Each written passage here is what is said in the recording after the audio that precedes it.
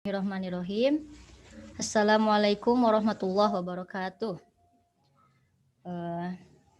Innalhamdulillah nahmaduhu wa nasta'inuhu wa nastaghfiruh wa na'udzu billahi min syururi anfusina wa min sayyiati a'malina may yahdihillahu fala mudhillalah wa may yudhlilhu fala hadiyalah. Asyhadu an la ilaha illallah wa asyhadu anna Muhammadan abduhu wa rasuluh. Teman-teman, selamat datang di kajian malam minggu yang biasanya disingkat menjadi kalam. Dan ini adalah pertemuan perdana kita di bulan Ramadan. Dan insya Allah kajian ini juga akan berlangsung setiap malam minggu di bulan Ramadan. Mudah-mudahan kajian ini lancar sampai akhir ya. Oke, untuk pertemuan kali ini kita akan mengkaji kitab yang berjudul sebentar ya.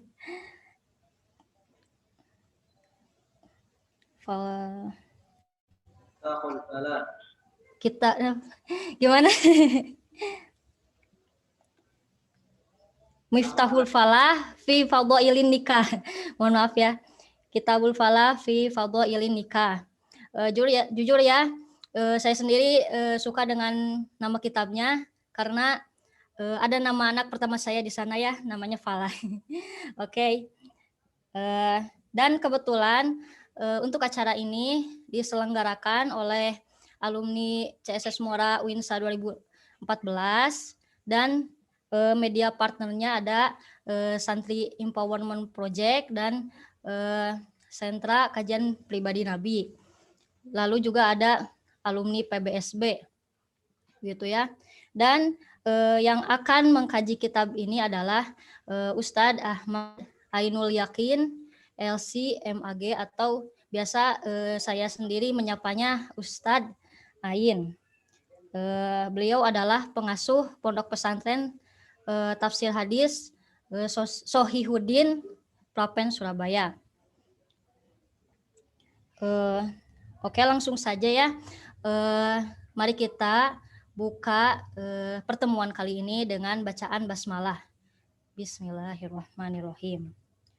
Untuk selanjutnya saya persilahkan kepada Al-Ustadz Ahmad Ainul Yakin untuk menyampaikan kajiannya.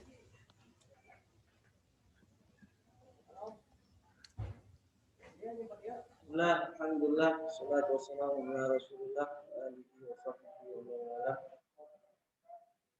La haula wa la quwwata illa billah. Allahumma ja'al ayyamana ayyam Rasulillah wa layalana layala Rasulillah. Allahumma ja'al sallallahu alaihi wasallam wa nisana nisana sallallahu alaihi wasallam. Allahumma inna nas'aluka min al-islam wa tawfiq. Allahumma faqihna fid din wa 'allimna ta'wil wa sunnah. وأرنا الباطل والحسنة. صلى الله على نبينا محمد وعلى آله وصحبه وسلم.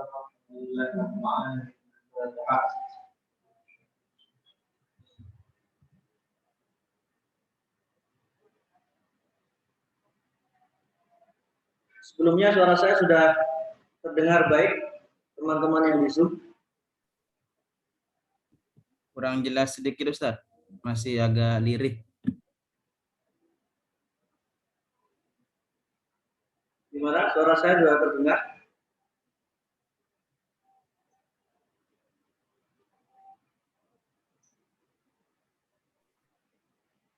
Kurang jelas ya?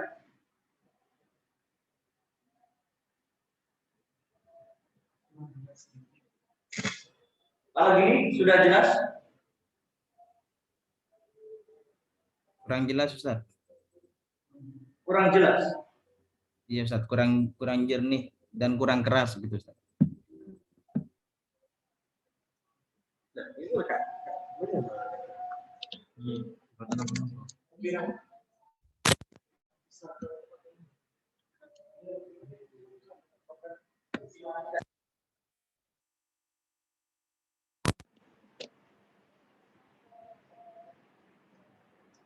Tes.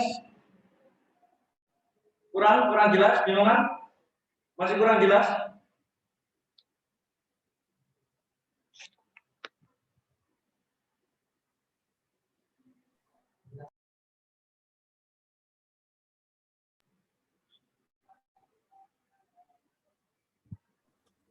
Sudah jelas Ustaz?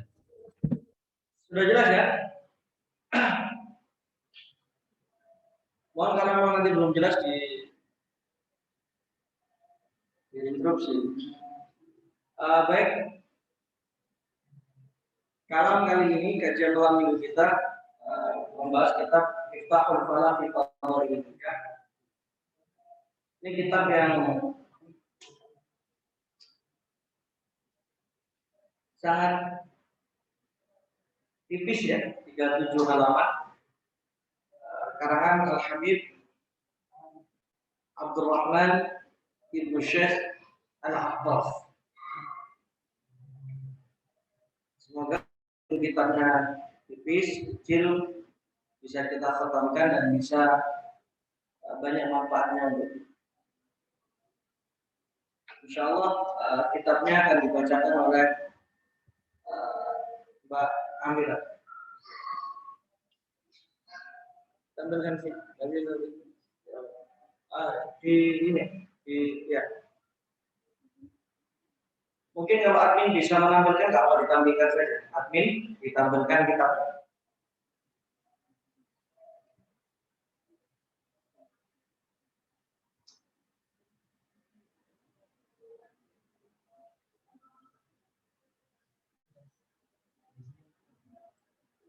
Biarkan mereka yang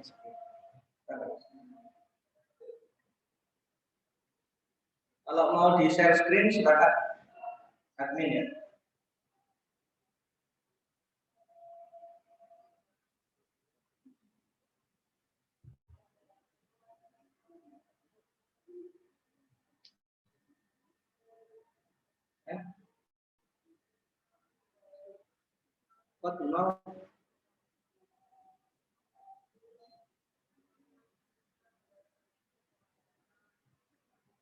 Ini zoomnya satu bisa.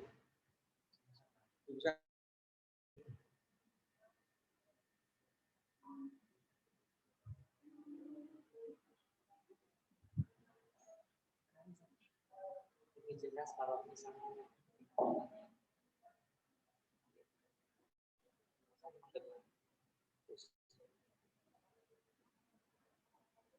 ini pakai ini pakai ini. Pakai Sony.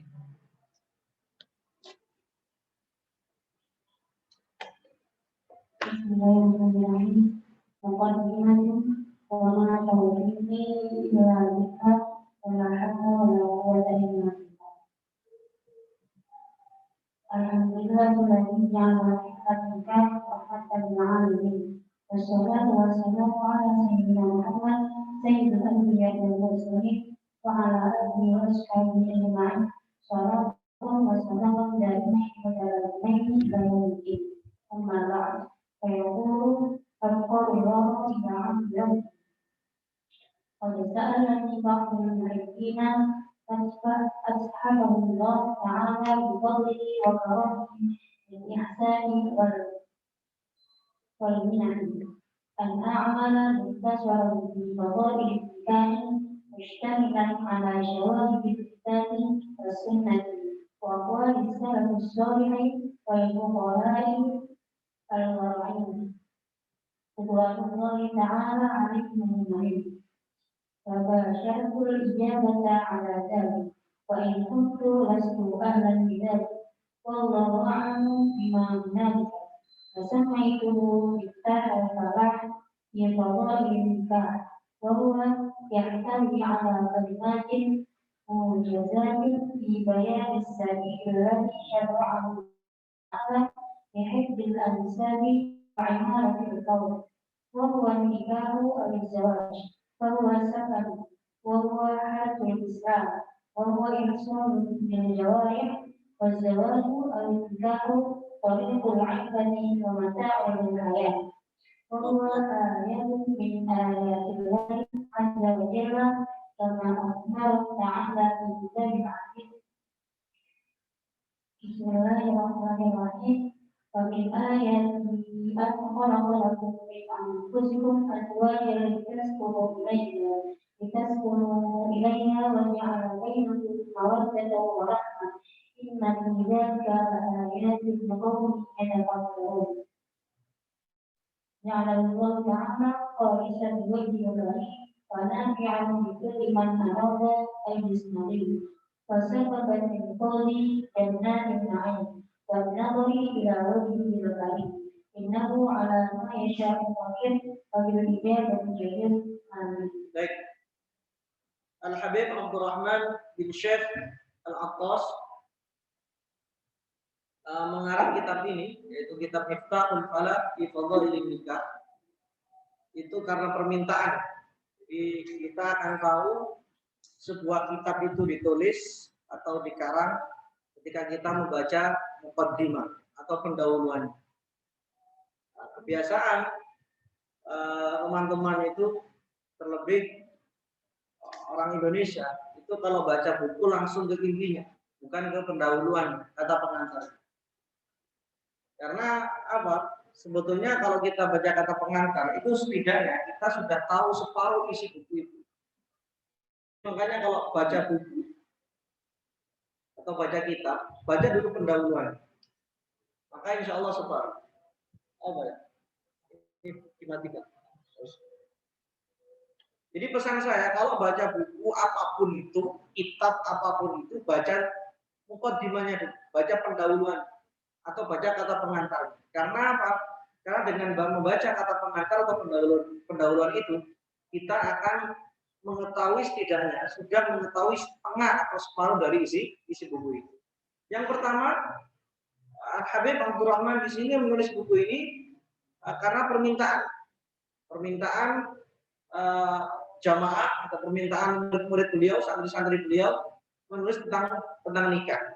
Meskipun beliau dengan tawadhunya tidak ahli dalam hal itu hanya kalimat tawadhu saja dari beliau. Yang pertama, yang kedua,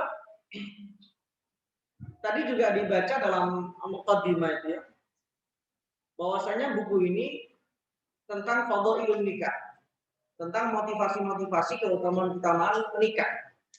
Jadi kalau baca buku ini Ramadan, maka bisa-bisa Syawal sudah nikah gitu.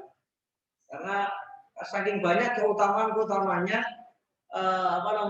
tentang pernikahan dalam buku ini. Meskipun buku ini hanya tipis ya, hanya 37 halaman. Kemudian ada kalimat yang bagus tadi ya, bahwasanya wahwan nikahu awiz zawaj, menikah itu adalah apa? Bahwasakan ketenangan. Sehingga menikah itu tujuan utama adalah ketenangan. Atau dalam bahasa lain stabil, hidup kita stabil. Jadi pernikahan itu litaskunu ilaiha, agar kita menjadi tenang, hidup kita stabil. Yang awalnya tidak stabil dalam artian mungkin tidur itu jam berapa, bangun jam berapa, makan jam berapa, istirahat jam berapa, sudah semrawut. Itu kan kehidupannya jomblo kan seperti itu. Nggak mesti tidurnya. Tidur kadang jam 10, kadang jam 11, bangun kadang jam 3, kadang tak bisa bangun. Kadang semalam suntuk tidak tidur. Tidurnya pagi dan sebagainya. Itu kehidupan jomblo seperti itu. Karena apa? Belum ada ketenangan. Makan juga seperti itu. Kadang makan, kadang tidak. Sampai asam lambung. Sampai saya ingat dulu Munir itu sering asam lambung. Insya Allah sekarang sudah tidak lagi asam lambung. Sudah ada yang mengontrol makannya. Karena ada sakanun di sini. Ada ketenangan. Maka orang yang menikah, ya, jadi mudah sebetulnya. Orang menikah itu bahagia atau tidak, dia di rumah. Dia lebih senang di rumah atau di luar rumah. Kalau dia lebih senang di luar rumah, berarti pernikahannya itu tidak ada as-sakinah, tidak ada ketenangan. Tapi kalau misalnya dia itu setelah menikah kok pengen pulang, meskipun di luar dia pengen pulang, atau meskipun di luar kalau dia mau keluar mau pergi itu kok pengen sama istrinya saja, itu ada sakinah di sini, ada sakan, ada ketenangan di situ. Di rumah itu menjadi tempat yang begitu nyaman untuk dirinya. Itu tanda-tanda kebahagiaan pernikahan. Tapi kalau misalnya setelah nikah, kok justru rumah itu menjadi tempat yang penuh dengan kesumpekan, kesusahan, justru malah lebih senang di luar, lebih senang di warung kopi, lebih senang di kafe, lebih senang kumpul sama teman-teman dan lain sebagainya. Maka ini perlu dipertanyakan pernikahannya itu ada sakinah atau tidak di dalamnya. Jadi an-nikah aw zawaj fahuwa sakan. Pernikahan itu adalah perkawinan dan pernikahan itu adalah sakan, ketenangan. Kemudian juga tadi dibaca wa huwa harful Islam, ladang Islam, wa huwa ihsanul jawarih. Pernikahan itu adalah ihsanul jawarih, menjaga anggota tubuh kita agar tidak maksiat. Wa zawaj aw nikahu tariqun li'iffah. Pernikahan itu adalah cara atau jalan iffah untuk menjaga diri. Yang awalnya sebelum pernikahan perempuan itu begitu banyak digoda oleh laki-laki, banyak yang stalking, banyak yang chatting, banyak yang sosok menjadi konselor bagi dirinya itu kan, apalagi yang kuliahnya jurusan konseling, sosok pengen mengamalkan ilmunya, padahal ya ada modus di situ. Maka setelah pernikahan, perempuan itu tidak akan pernah lagi dijabri atau tidak mungkin di stalking lagi, dicet-cet lagi oleh laki-laki lagi itu. Maka di sini adalah tariqul iffah. Sama laki-laki juga seperti itu. Ketika dia masih jomblo, dia tebar pesona sana sini.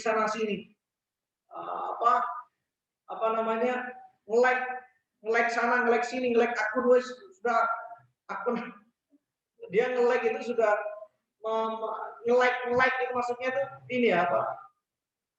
menyukai postingan perempuan siapapun dia sukai, dia like. Tapi ketika sudah menikah maka akan ada iffah di situ. Akan ada nama baik, menjaga diri dan sebagainya.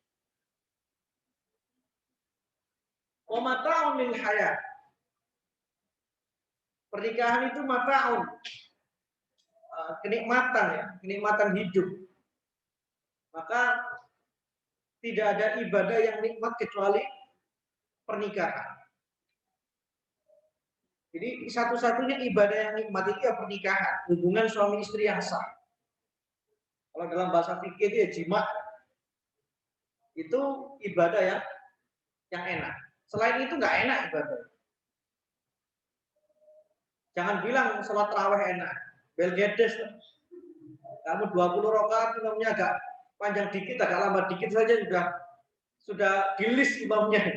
Jangan sampai ini menjadi imam lagi, atau jangan sampai saya sholat di belakang dia lagi. Belgedes. Darusan. Saya ini darusan. Saya sekarang sudah juz 25. Alah. Ya, itu belgedes semua. Jadi satu-satunya ibadahnya orang awam. Ya, kalau orang-orang wali, dikatanya wali, khawas mungkin sudah oke lah. Mengatakan bahwasanya nikmatnya ibadah itu luar biasa. Tapi kalau orang awam seperti kita, ibadah yang paling nikmatnya ketika dengan istri. Bagaimana kita saling pegangan tangan saja sudah dihitung ibadah berpahala. Belum lagi ciuman, belum lagi pelukan, belum lagi seterusnya.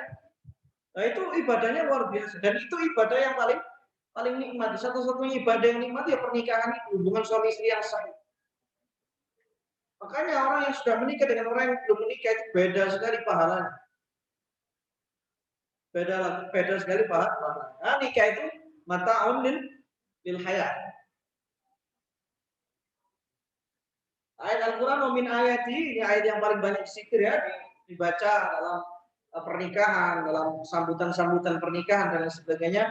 Salah satu tanda. Jadi kalau ada wa min ayati, kalau ada ayati gitu. Coba teliti saja. Ketika sampai tadarus Al-Quran, Wa min ayatihi salah satu ya, dan salah satu bentuk kebesaran tanda-tanda Allah atau tanda-tanda kebesaran Allah itu pasti ada hal yang menakjubkan di situ. Wa min ayati, cek saja sudah. Ayat manapun wa min ayati pasti ada hal yang menakjubkan di situ. Salah satu hal yang menakjubkan disebut oleh Allah, wa min ayatihi an khalaqalakum min anfusikum azwaja. Pernikahan itu sesuatu yang menakjubkan. Bagaimana tidak? Ya nggak pernah kenal, itu kemudian kenal begitu saja. Dan kemudian menikah. Ada yang sudah kenal lama, kemudian pisah, kemudian ketemu lagi, menikah. Menikah dengan mantan teman SMA atau SD dan sebagainya. Kan ada seperti itu. Ada yang dia itu pernikahannya diawali dengan kecelakaan. Ini kecelakaan yang ini ya, bukan kecelakaan MBA. Married MBA itu? Married accident itu. Jadi ada cerita itu, Prof. Ali Aziz pernah bercerita. Ada seorang laki-laki nabrak perempuan di jalan. Nabrak perempuan, kemudian akhirnya pinjam alamatnya, KTP-nya harus ganti rugi dan sebagainya. Ternyata dia jodoh menikah. Jadi kalau misalnya kamu nggak nikah-nikah, cobalah nabrak atau tertabrak. Siapa tahu jodohmu itu di situ.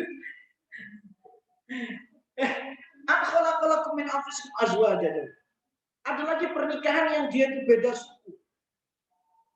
Ini beda suku, bahasanya beda.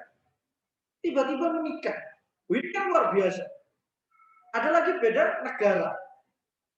Coba berapa banyak orang Indonesia yang dia secara tampang, secara wajah itu yang nggak cantik-cantik banget, yang nggak ganteng-ganteng banget, tapi dapat bule, dapat orang luar yang sangat cantik, yang sangat tampan. Itu kan sesuatu yang menakjubkan. Lagi-lagi wa min ayati, ketika ada ayat wa min ayati pasti ada hal yang menakjubkan di sini. Karena itu tanda kebesaran Allah. Jadi menikah itu tanda kebesaran Allah. Ada yang menikah dia itu ya nggak persiapan apa tiba-tiba menikah. Itu kan banyak sekali hal semacam itu. Jadi sebetulnya pernikahan itu sendiri itu sudah tanda kebesaran Allah. Dan jangan terlalu kemudian yang sudah menjadi tanda kebesaran Allah itu kamu lebay-lebaykan, kamu besar-besarkan, yang mana usaha pembesaranmu itu melebihi dari kebesaran Allah itu sendiri. Paham maksud saya? Maksud saya seperti itu. Pernikahan itu sudah tanda kebesaran Allah. Maka terimalah itu dan jadikan itu sebagai amanah, lakukan dengan hal yang baik. Tapi jangan kemudian tanda kebesaran Allah itu kamu kalahkan dengan tanda kebesaran dirimu. Mentang-mentang kaya, mentang-mentang banyak uang. Akhirnya pernikahan itu seolah-olah dijadikan sebagai gengsi. Kalau misalnya saya nikah, kok souvenirnya itu cuma itu, maka enggak ini saya. Kalau saya nikah harus di gedung yang besar, harus souvenirnya sekian ratus juta, harus undang ini, harus saksinya ini, harus presiden yang datang, harus ini dan sebagainya, harus di shot televisi dan sebagainya. Jangan sampai kebesaran Allah dalam pernikahanmu itu kamu kalahkan dengan sok besarmu. Paham ya maksud saya? Jadi terimalah kebesaran Allah itu dengan lapang dada, dengan amanah, dengan qanaat, dengan tawadhu, dengan khudu'. Jangan sampai kemudian itu tadi kita mengalahkan kebesaran Allah. Jadi pernikahan itu sebetulnya di situ, bukan di wahnya pesta nikah, bukan di besarnya budget yang kita keluarkan untuk resepsi pernikahan, bukan itu. Itu tidak menjamin akan kebahagiaan kita. Kalau kita tidak benar-benar mendasarkan pernikahan kita itu pada wa min ayatihi, tanda kebesaran Allah. Maka ada hal yang menakjubkan di sini. An khalaqalakum min anfusikum azwaja. Jadi setiap dari kita itu sudah memiliki azwaja, memiliki pasangan-pasangan sendiri. Litaskunu ilaiha, agar litaskunu sakinah, agar tenang kita. Jadi pernikahan itu menenangkan. Kalau ada pernikahan yang tidak menenangkan, justru malah enakan jomblo daripada menikah. Baik, perlu dikoreksi. Niat nikahnya itu apa? Yang paling penting niat nikah. Jangan sampai niat nikah itu kemudian agar tidak terlihat jomblo, agar tidak dibully oleh teman, agar jangan seperti itu. Niat nikah benar-benar diluruskan. Niat nikah karena Allah, niat nikah karena taat kepada Allah, niat nikah bukan karena agar mendapatkan warisan mertua, agar menikah agar tambah kaya. Keliru. Sudah, tanpa kita niatkan diri kita untuk kaya ketika menikah, itu Allah sudah kayakan. Karena itu janji Allah. Iyakunu fuqara yughnihim. Jadi nikah itu nggak usah karena apa-apa. Sudah nikah, niatkan nikah karena agar hidup kita lebih tenang, ibadah kita lebih khusyuk, kita lebih taat kepada Allah, kita boleh tunduk kepada Allah dan sebagainya. Ibadah, diniatin ibadah. Lanjut.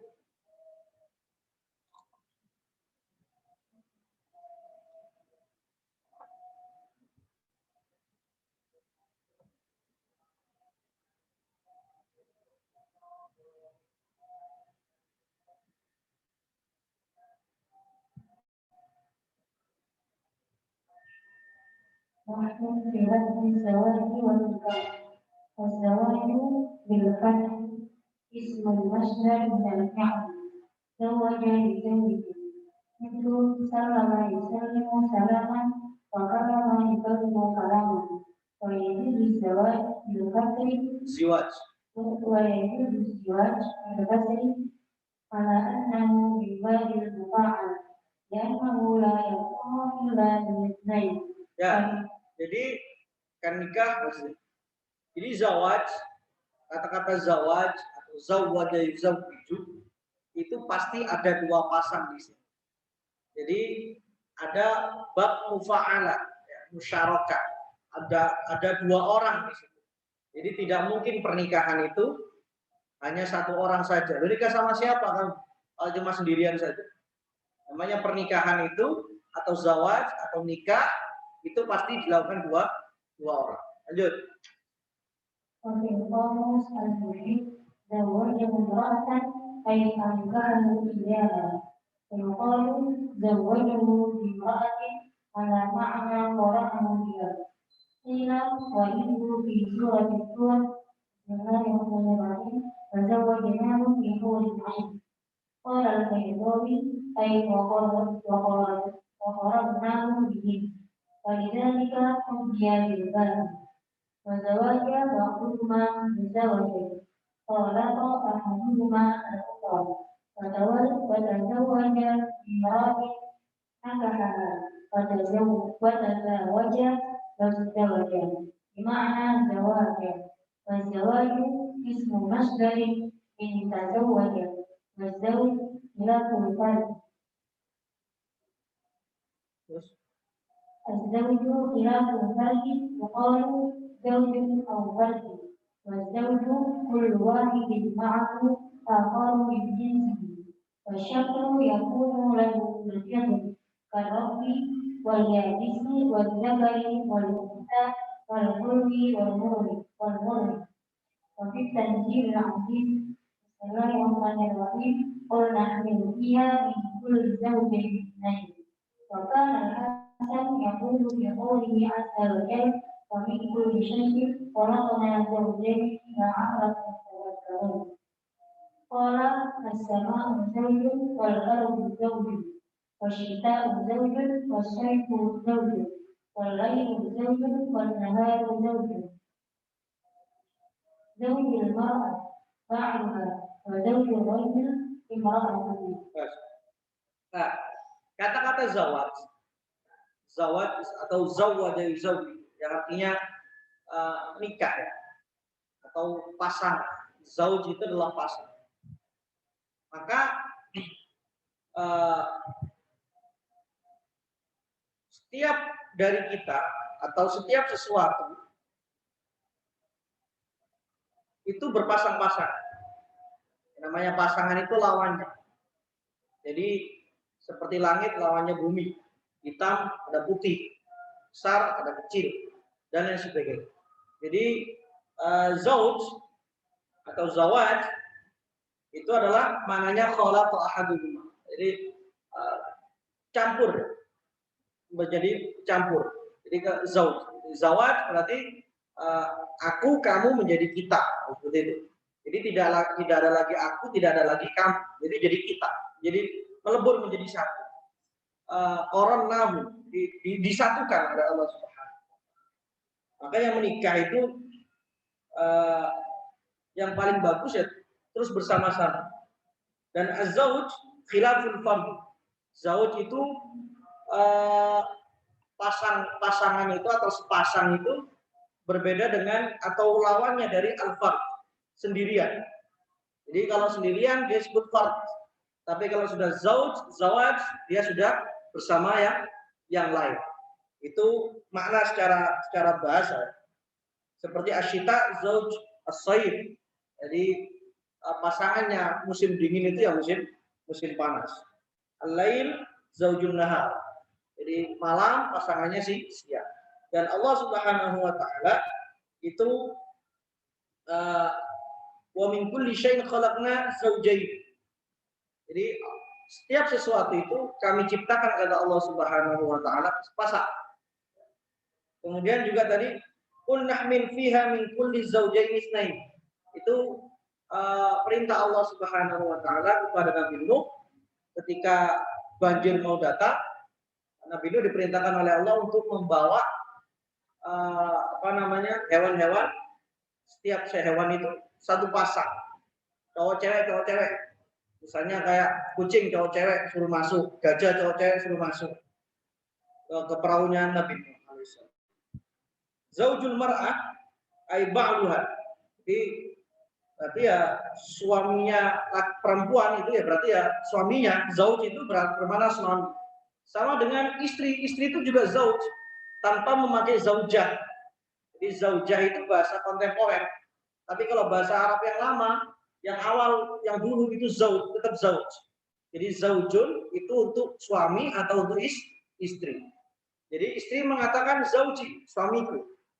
Tapi kalau suami mengatakan zauji, ya istriku.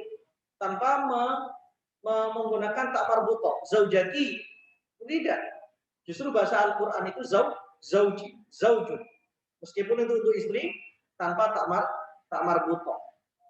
Hanya saja bahasa-bahasa Arab kontemporer inilah yang kemudian memakai zaujatun. Lanjut.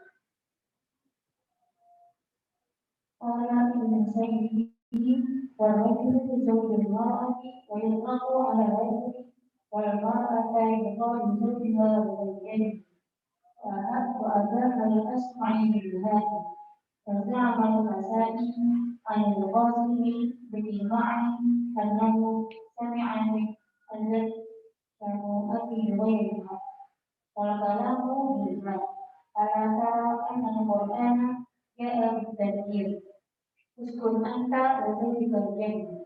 Nah ini Al-Quran setiap menyebutkan zauj itu untuk perempuan juga zaujun tanpa tamar buto, ya. Ja'a bitadzkir dengan mudzakkar. Uskun anta wa zaujukal jannah. Ini khitab ayat untuk Nabi Adam. Wahai Nabi Adam, tinggallah kamu dengan istrimu di surga. Zaujuka, bukan zaujatuka. Jadi boleh. Ada lagi ayat tentang Zaid bin Harithah, ya, seingat saya ini, amsik alaika zaujaka. Zaujaka di sini adalah perempuan, istrinya. Ya. Kemudian wa in aradtum istibdala zaujin makana zaujin wa ambatna fiha min kulli zaujin bahij. Semuanya itu pakai zauj.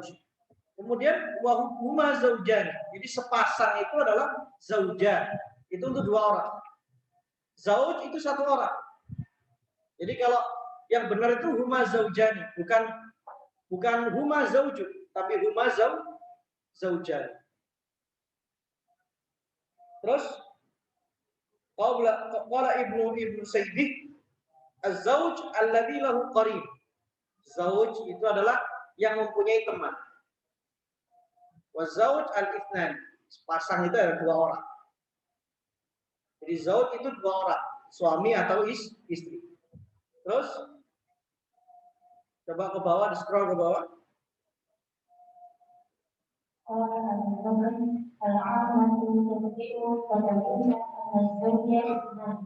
وليس ذلك في مجال العرب إذ كانوا لا يتكلمون بالسيء وحدا يقول زوج حمام ولكنهم يسمونه ويقول عندي زوجان من الحمام يعطون ذكرا وأنثى وعندي زوجان من الخفاف. Ya, orang-orang Arab itu ketika membahasakan sepasang itu bukan zauj, tapi zaujat. Contoh tadi, indi zaujani minal hamam. Saya mempunyai 2 sepasang ya. Saya mempunyai sepasang burung merpati. Maksudnya adalah jantan dan betina. Wa indi zaujani minal khifaf. Saya punya khuf 2. Khuf itu kaos kaki yang dari kulit yang dipakai ketika musim dingin ya. Itu dalam fikih itu masyhur sekali khuf. Saya punya sepasang khuf. Maksudnya adalah kanan dan kiri. Sehingga ketika membahasakan sepasang itu menggunakan zaujani, bukan zaujun. Lanjut, wayuqi'una. ويوقعون الزوجين على الجنسين المختلفين نحو الأسود والأبيض والحلو والحامل. قال ابن سيده ويدل على أن الزوجين في كلام العرب اثنان قول الله عز وجل وأنه خلق الزوجين الذكر والأنثى وكل واحد منهما كان كما ترى ذكرا كان أو أنثى. وقال تعالى فسلكيا لكل زوج اثنين. فاتضح مما سبق أن الزواج يعني باللغة اقتران أحد الشيئين بالآخر واستواجهما بمعنى أنهما يصبحان زوجا واحدا بعد أن كان كل واحد منهما فردا. وأما النكاح فإنه يطلق في اللغة على الزوج والجمع. Ya, nikah itu secara bahasa ad-dhammu wal jam'. Kumpul. Ad-dhammu itu apa ya? Ya, ad-dhammu itu merekat ya, ad-dhammu merekat, kumpul, campur, apa bahasa yang lain. Jadi nikah itu kumpul, nikah itu menjadi satu. Jadi yang awalnya terpisah kemudian dengan nikah itu maka dia menjadi satu. Maka tadi saya katakan bahwasanya aku dan kamu kemudian menjadi kita atau menjadi kita, itulah nikah. Jadi sudah menjadi satu, melebur menjadi satu.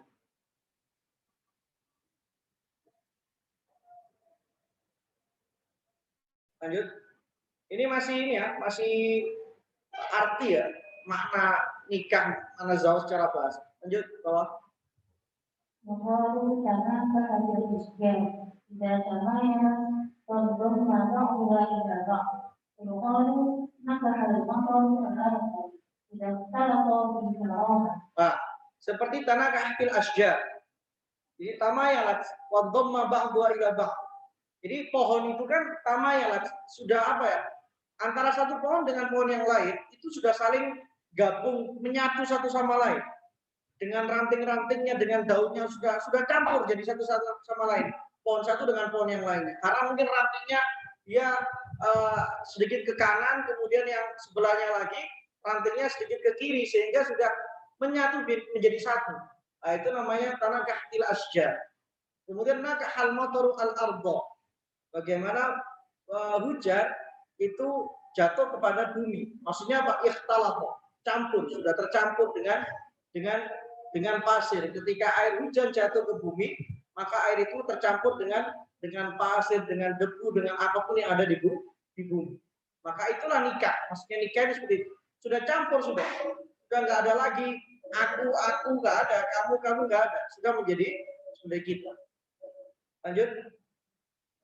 ومنه قول الشاعر ضمنت إلى صدري وأعطى صدرها فما نفحت كل حياتي صديقا أي تشبه ضمه لها إلى صدري يضاهئون مثلها ما سمعها لما في ذلك من حنان وشوق شديدين وقيل هو مأخوذ من نفح الجواب إذا خاضه وغلبه وقال نفح الجواب فلانا خاضه وغلبه ويقال نفح النعاس عينيه غلبه عليهما ويطلق النكاح في كلام العرب على الوقت في الأسر وعلى الأخذ في الوقت أحيانا وهو التزويج لأنه سبب في وقت الزواج وفي القاموس المهم النكاح الوقت والأخذ له أي الوقت. Ya,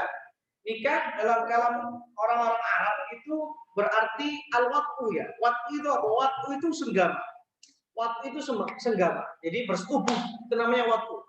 Jadi nikah itu ya bersetubuh, itu mana nikah itu bersetubuh. Tapi tetap para ulama ahli bahasa itu mengambil mana nikah juga dalam Al-Quran itu ternyata tidak hanya berarti bersenggama, hubungan badan saja, tapi juga al-aqdu di situ, ada akad di situ. Maka para ulama ini menyimpulkan bahwasanya nikah itu harus akad dulu baru bersenggama, berhubungan badan suami istri. Yang namanya nikah itu adalah aqdun wal wat'u atau al wat'u wal aqdu lahu. Jadi al wat'u hubungan badan, wal aqdu lahu, ada akadnya di situ.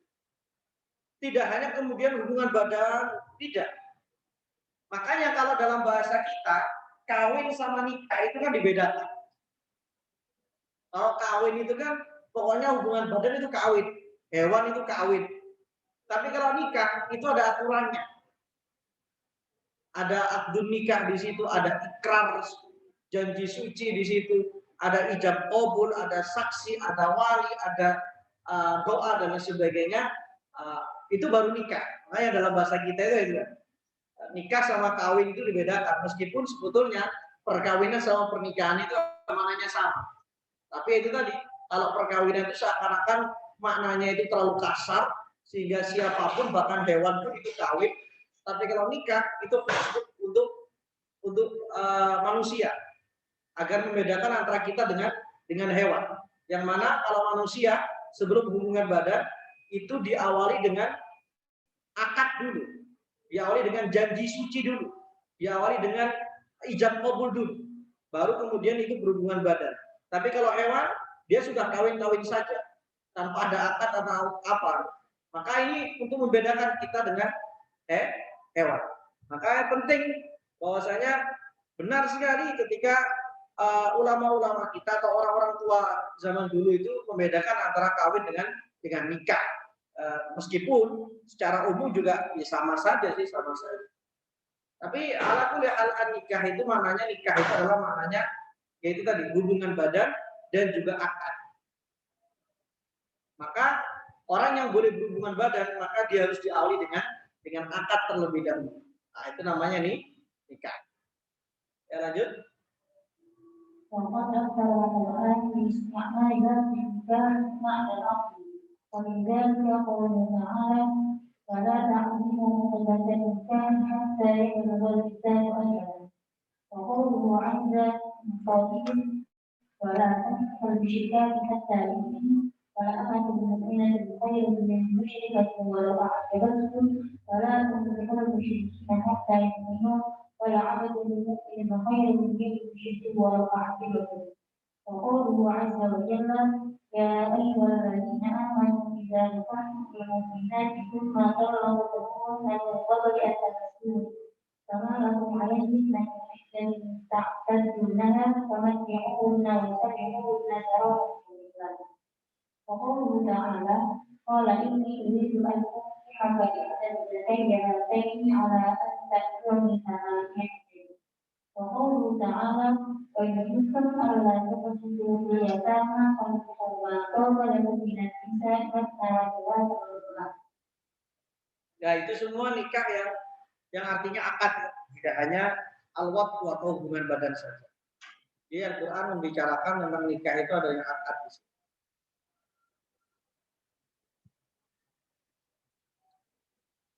Terus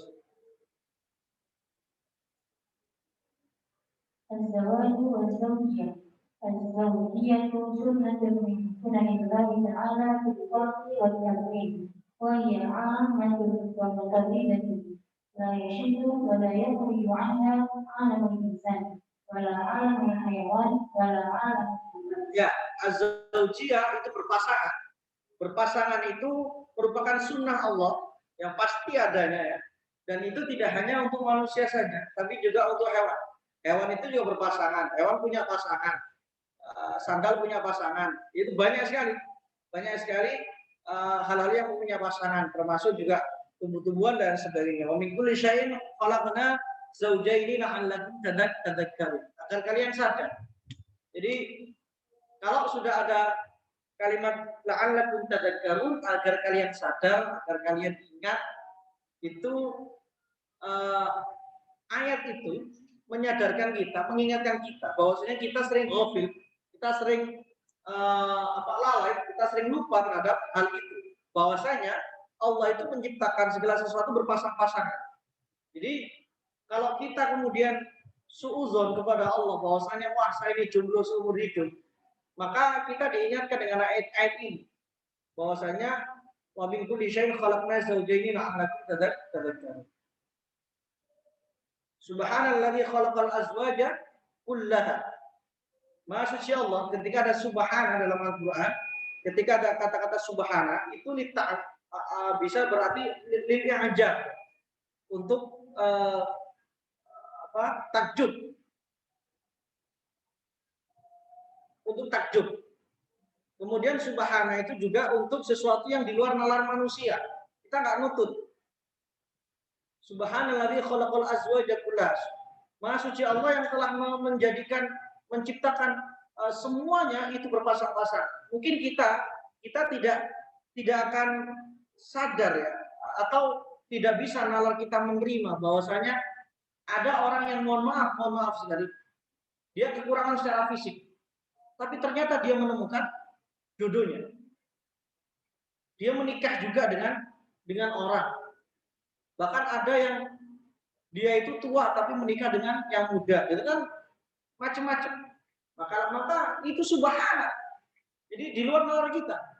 Kadang ada yang sudah usianya 40 menikah dengan yang usia 20. Itu kan ada. Nah itu ayat ini tidak salah karena menggunakan subhan. Subhan itu lil i'jab, untuk takjub dan juga untuk sesuatu yang di luar nalar kita.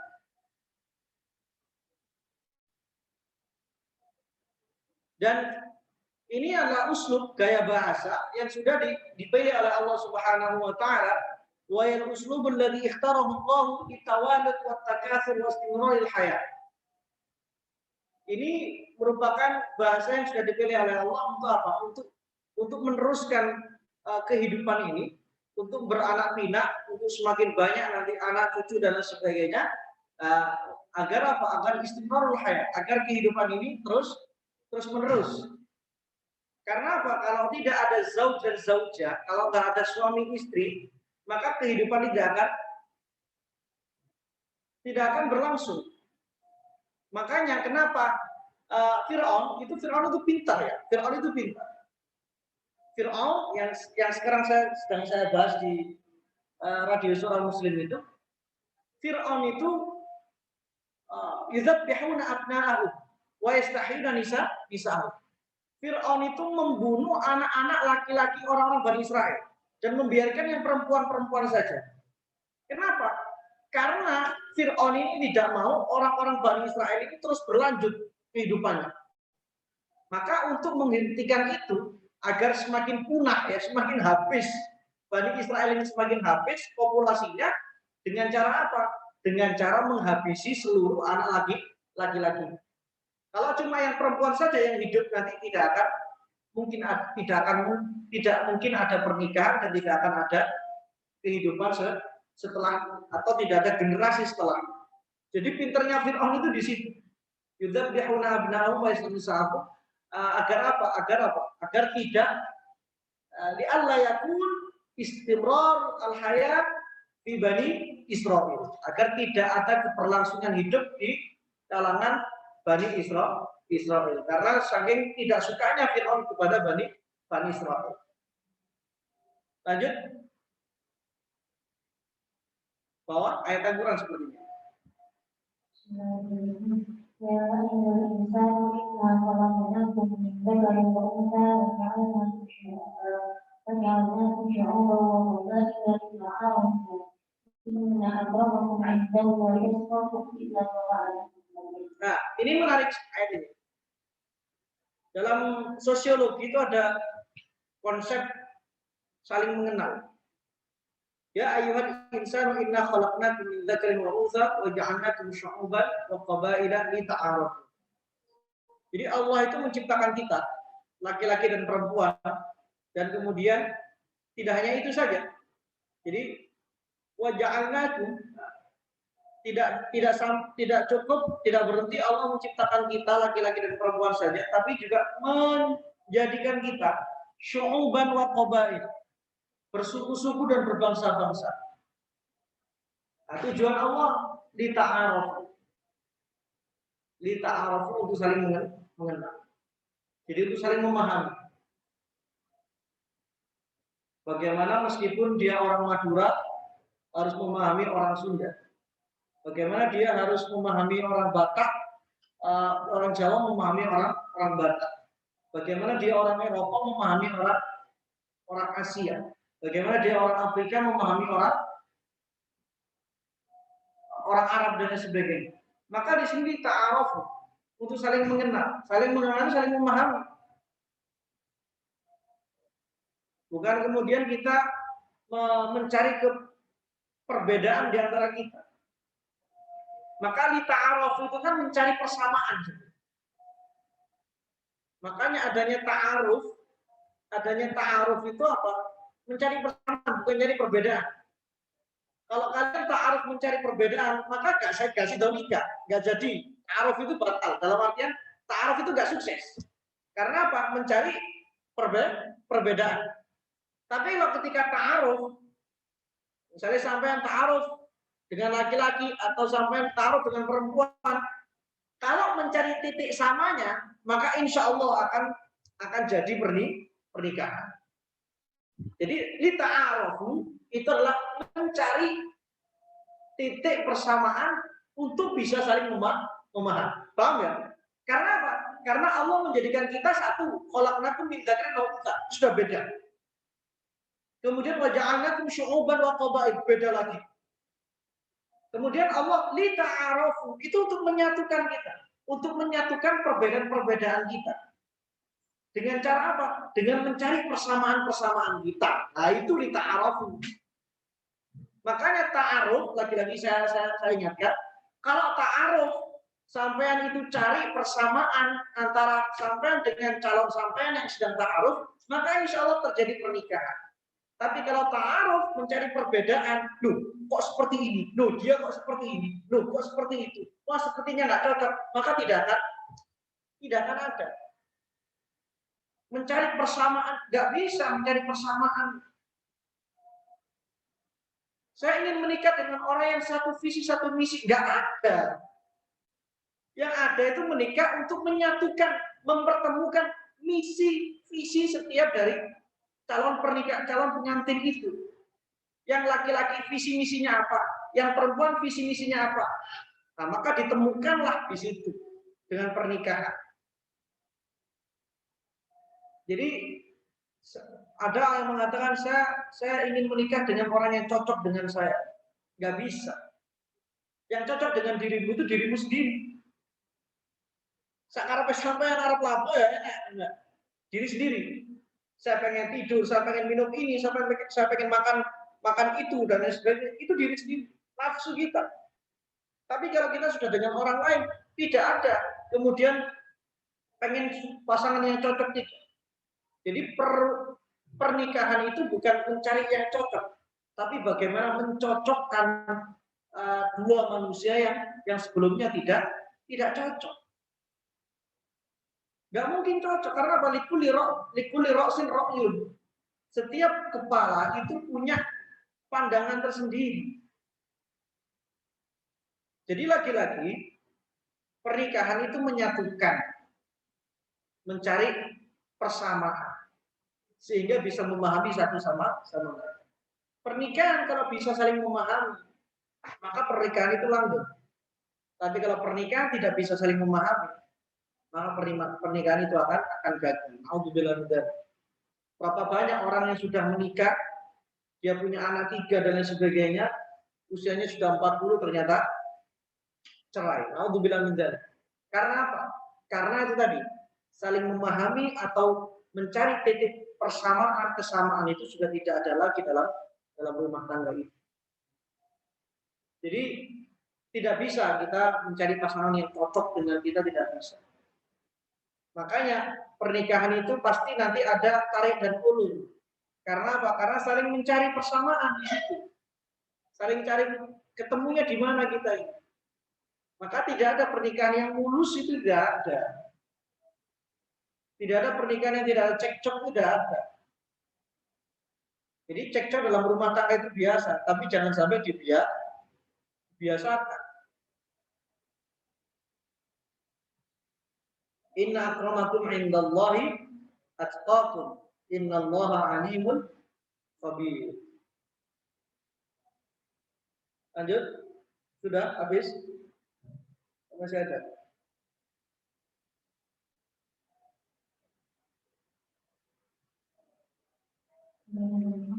يا أيها الناس اتقوا ربكم الذي خلقكم من نفس واحدة وخلق منها زوجها وبث منهما رجالا كثيرا ولم يشأ الله أن يجعل الإنسان كغيره من الجنس فيجعل غرائزه تنتظر من واحد ويترك اتصال الذكر بالأنثى فوضع ضابط له بل وضع النظام اللازم من زيادته والذي من شأنه أن يحفظ شرفه ويسون كرامته وجعل اتصال الرجل بالمرأة اتصالا قريبا مبنيا على الوفاء وعلى إيجاب وقبول فمنعين هذا وعلى إشهاد على أن كل منهما قد أشبه الآخر فبهذا وضع هذه وإذا كثيرا المأمونة وحمى النسل من الضياع وشرط المرأة أن تكون كالمباحة بكل رجع فوضع نواة الأسرة التي تقوها وسيرة الأمم وترعاها عاقبة الأبوة وتنبت نبات الحسن ويثمر ثمارها الجامعة وهذا النظام هو الذي ارتضاه الله وأقر عليه الإسلام وهدم ما عداه. Ya, selesai di sampai sini pertemuan kita pada malam hari ini. Saya ingin menggarisbawahi bahwasanya tadi pada Habib Abdurrahman di awal membahas tentang definisi tentang zauj dan sebagainya. Bahwasanya zauj itu atau zawaj itu adalah salik, dua orang salik. Maka pernikahan itu harus salik, bukan dengan satu arah, tapi dua arah. Maka pernikahan yang dia selalu mengedepankan dua arah komunikasi, maka insya Allah pernikahan itu akan langgeng. Tapi kalau pernikahan itu hanya satu arah saja, ada satu yang tidak diikut sertakan, entah suami terlalu dominan, entah istri yang terlalu dominan, maka pernikahan itu membahayakan. Dan pernikahan ini merupakan nizam, nizam aturan Allah Subhanahu wa taala untuk manusia agar hidupnya itu baik, agar hidupnya itu tidak seperti makhluk yang lain. Bahkan di sini wasonal mar'ata an takuna kal anba'an likulli rafi'in. Agar perempuan itu tidak menjadi daun-daun rumput-rumput yang liar, yang siapapun bisa memangsanya, siapapun bisa memakannya. Jadi kalau rumput liar itu kan hewan apapun makan di situ kan biasa, nggak masalah. Nah, pernikahan itu melindungi perempuan dari agar tidak menjadi rumput liar tadi, sehingga menjadi santapan semua hewan-hewan yang menginginkannya. Maka pernikahan itu sesuatu yang luar biasa ya, yang melindungi hak perempuan agar perempuan tidak menjadi makhluk yang terzalim. Saya kira cukup sekian dulu untuk pertemuan kita yang pertama ini. Insya Allah nanti baru dilanjutkan pada minggu depan tentang at-targhib fi zawaj, motivasi orang-orang untuk menikah. Saya kembalikan ke Pak Moderator, mana dia?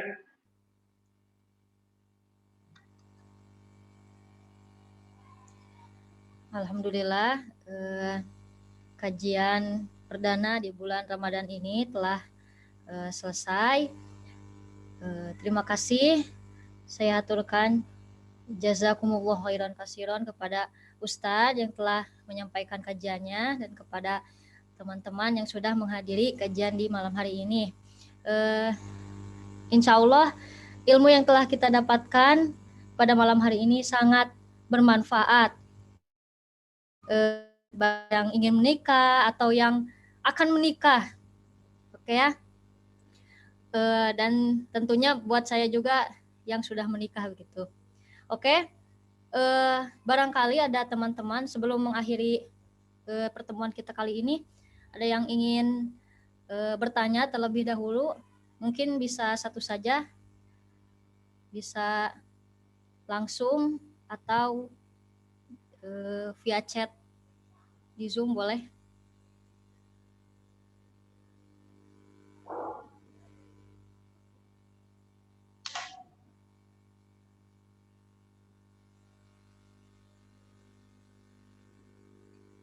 Tidak ada sebenarnya. Tidak ada ya? Jelas. Oh ya, sudah paham ya. Dan insya Allah kajiannya akan dilanjutkan minggu depan, mudah-mudahan bisa terlaksana ya.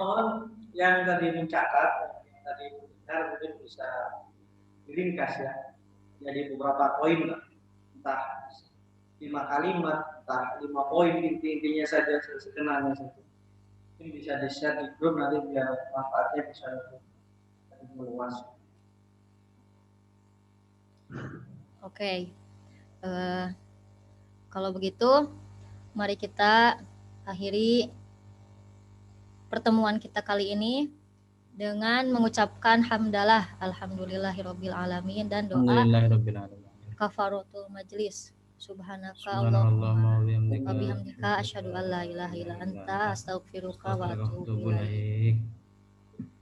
Terima kasih, sampai